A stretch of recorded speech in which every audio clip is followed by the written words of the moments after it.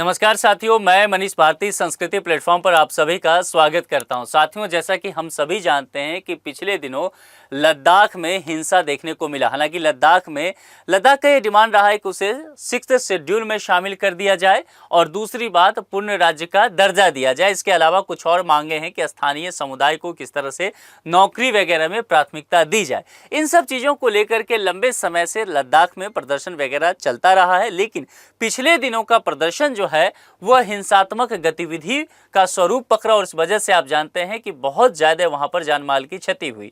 सोनम वांगचुक जो निश्चित तौर पर इस आंदोलन का नेतृत्व कर रहे थे, उन्हें गिरफ्तार भी किया गया है और इनके लेकर के मामला भी PIL सुप्रीम कोर्ट में पड़ा हुआ है। तो उस पर हम बहुत ज्यादा बातें नहीं करेंगे, क्योंकि कोर्ट का विषय है, जो भी निर्णय आएगा वह देखा जाएगा। लेकिन इस बीच में केंद्र सरकार ने लद्दाख हिंसा को लेकर के न्यायिक जांच की बात कर दी है और सुप्रीम कोर्ट के रिटायर्ड जज जो हैं उनके नेतृत्व में यह कार्य किया जाएगा। घटना को कैसे आगे बढ़ाया जाएगा, आएंगे विस्तार से चर्चा करेंगे। उससे पहले आपके लिए एक सूचना है। सबसे महत्वपूर्ण बात यह है कि संस्कृति IAS अब आपके लिए इंग्लिश मीडियम में भी उपलब्ध है।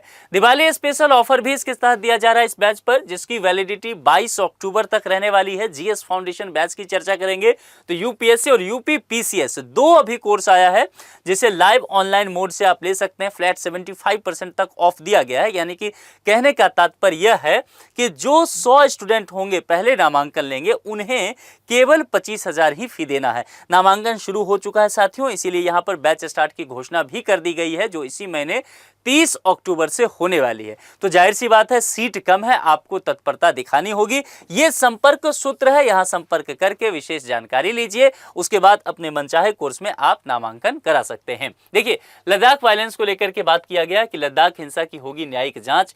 केंद्र ने सुप्रीम कोर्ट के रिटायर्ड जज को यह जिम्मेदारी अब यहां पर सौंपने का काम की है। सुप्रीम कोर्ट के सेवानिवृत्त न्यायाधीश BS चौहान लेह में हुई हिंसा की जांच करेंगे। केंद्रीय गृह मंत्रालय ने इससे संबंधित अधिसूचना भी यहां पर जारी कर दिया है और सेवानिवृत्त जिला और सत्र न्यायाधीश हैं मोहन सिंह परिहार, जो न्यायिक सचिव के रूप में, और IAS तुषार आनंद प्रशासनिक सचिव के तौर पर इनकी मदद करेंगे।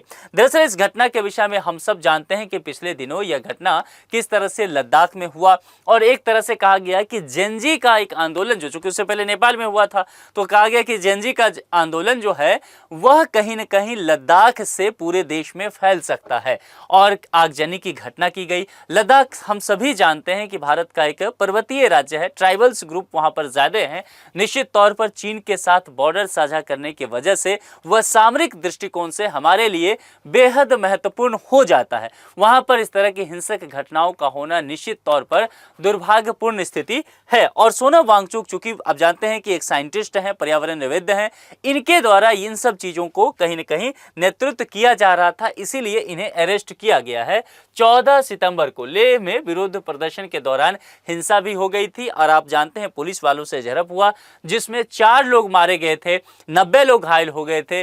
लेह एक्सेस कमेटी और कारगिल डेमोक्रेटिक अलायंस हिंसा की न्यायिक जांच की पहले से ही मांग कर रहे थे, तो गृह मंत्रालय ने मानते हुए अधिसूचना जारी की है। इसके मुताबिक जो न्यायाधीश हैं BS चौहान 24 सितंबर को कानून व्यवस्था को लेकर के उत्पन्न हुई गंभीर स्थिति के कारणों की जांच करेंगे, पड़ताल करेंगे। सोनम वांगचुक चूंकि अरेस्ट हैं, मामला सुप्रीम कोर्ट में उनकी वाइफ जो है वह PI लेकर के पहुंची हुई है कि उनकी गिरफ्तारी अवैध है। उस पर बात की जाएगी जब कोर्ट का इस पर डिसीजन आ जाएगा। इसके साथ ही पुलिस की कार्रवाई और 4 लोगों की जो दुर्भाग्यपूर्ण मौत हुआ था उस कारणों की भी जांच करने की बात की गई है। अधिसूचना में जांच करने और रिपोर्ट देने की कोई समय सीमा तय नहीं की गई है।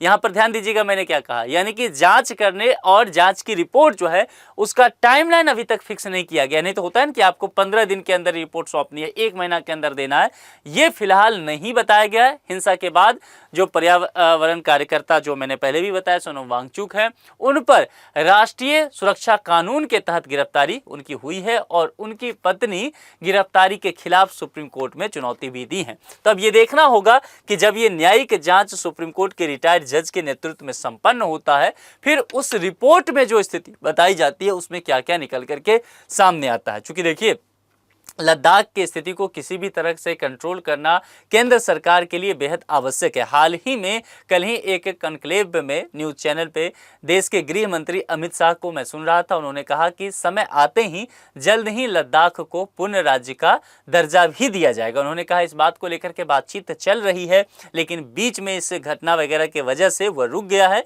लेकिन जल्द ही इस बात पर फिर से कार्य शुरू किया जाएगा, यानी कि हम लोग आने वाले दिनों में लद्दाख को पूर्ण राज्य का दर्जा पाते हुए देख सकते हैं। इस विषय पर आप लोग क्या सोचते हैं, कमेंट करके अपनी बातें जरूर बताएं। जुड़ने के लिए आप सभी का बहुत बहुत शुक्रिया। Thank you so much.